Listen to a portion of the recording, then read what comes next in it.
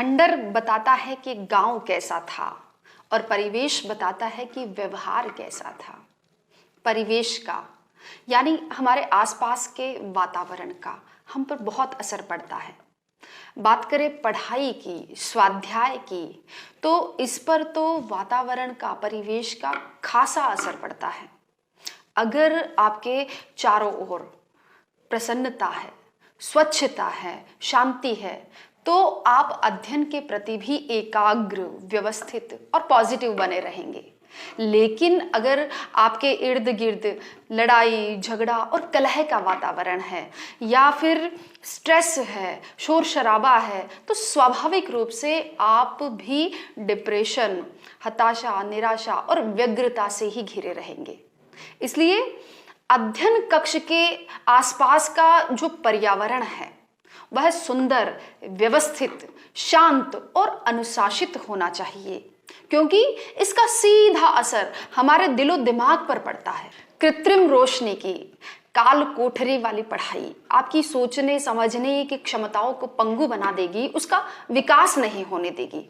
जबकि इसकी ठीक विपरीत अपार ऊर्जा के स्रोत, सूर्य की रोशनी से भरे कमरे में पढ़ाई करना न केवल आपके आलस्य को दूर करेगा, बल्कि आपके मस्तिष्क को भी फर्टाइल बनाएगा। इसी तरह से आपको अपने स्टडी रूम से उन सभी चीजों को हटा देना चाहिए जो आपको डिस्ट्रैक्ट करती हो, चाहे मोबाइल हो या टीवी हो या फिर कोई भी खाने पीने की ऐसी वस्तु हो, ताकि बार बार आपका ध्यान उस तरफ न जा सके। बहुत से विद्यार्थी ये कहते हैं कि पढ़ते वक्त उनका फोकस नहीं बन पाता है। फोकस बनाने के लिए लेट कर नहीं बल्कि बैठ कर पढ़ाई करें। आप चाहे तो अपने कमरे में महापुरुषों की तस्वीर लगा सकते हैं या फिर कोई अच्छे कोटेशंस या फिर नेचर की फोटो भी लगा सकते हैं, ताकि जब भी आप उनको देखें तो आप प्रेरित होते रहें और पॉजिटिव बने रहें।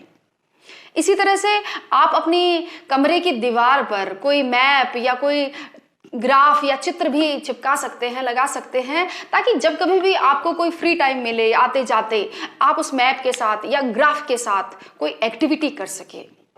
पढ़ने वाले विद्यार्थियों को मेरी ये सलाह है, एक विनम्र सलाह है कि आप अपने पढ़ने का जो स्थान है उसको साफ सुथरा और स्वच्छ रखें। अगर आपके पढ़ने का कमरा अस्त व्यस्त है, कचरे से भरा पड़ा है, गंदगी से अटा पड़ा है, तो फिर पढ़ाई में मन नहीं लगेगा। कभी किताब ढूंढने में, कभी पेन, तो कभी नोट्स को ढूंढने और खोजने में आपका अमूल्य समय और आपकी जो शक्ति है, एनर्जी है, वो नष्ट होती रहेगी। और फिर नहीं मिलने पर चिढ़कर या खींचकर आप किताब ही बंद कर देंगे। उसी कमरे में चप्पलें पड़ी है, 7 दिन से मैले कपड़े लटक रहे हैं, कल रात का ऑर्डर दिया हुआ खाना कोने में पड़ा दुर्गंध मार रहा है। पढ़ाई में, अध्ययन में, चिंतन और मनन में मन तभी लगता है जब आपके आसपास का परिवेश सुंदर हो, स्वच्छ हो, सकारात्मक हो। क्रिएटिविटी का यानी सृजनात्मकता का उद्भव मनोरम परिवेश में ही होता है। न्यूटन के सिद्धांत हो या रविंद्रनाथ टैगोर का संगीत, ये प्रकृति की गोद में ही पनपे हैं।